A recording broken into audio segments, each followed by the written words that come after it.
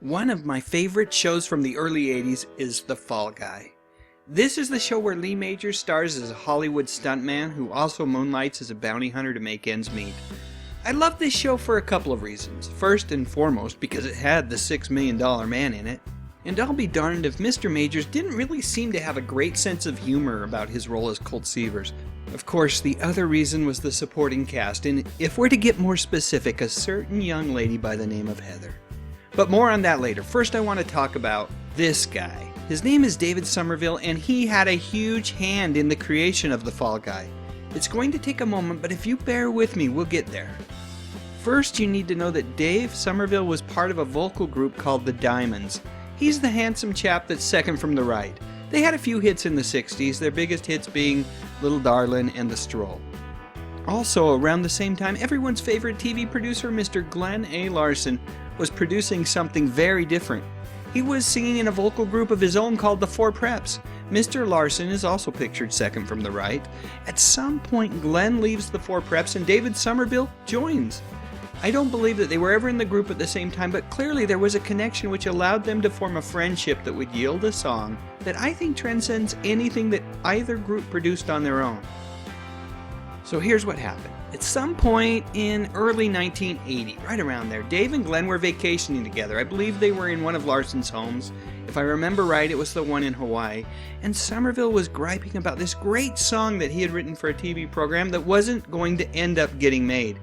When Larson heard the song, which was a rough version of The Unknown Stuntman, it got him thinking about an idea that he had been playing with that ended up morphing into The Fall Guy.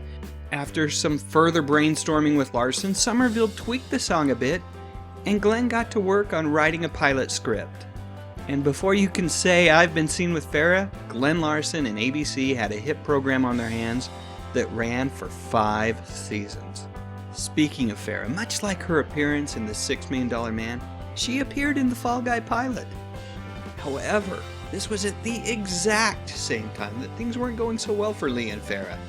So when the show was greenlit to become a series, the role of Jody Banks was played by the extremely talented, maybe even more so than Farrah, Heather Thomas. And like I said earlier, I was a big fan of Ms. Thomas's work on the show. And I was not alone. Ms. Thomas became a very popular character on the show, especially with the demographic of young men between the ages of 12 and 18. Between Ms. Thomas and the other Heather that was on T.J. Hooker, it was truly a golden era of television. In fact, when I think about the reign of the Heathers during the early 80s, I usually don't even think to include Ms. Menzies, but she was there as well, in episodes of Vegas and T.J. Hooker. However, as much as I'd like to talk about the Heathers some more, this particular video is not about them. I'll save that topic for another day. We really need to be talking about this guy, Dave Somerville, and how his little song, so forgotten, so unappreciated, suddenly became the inspiration for one of my favorite shows, The Fall Guy.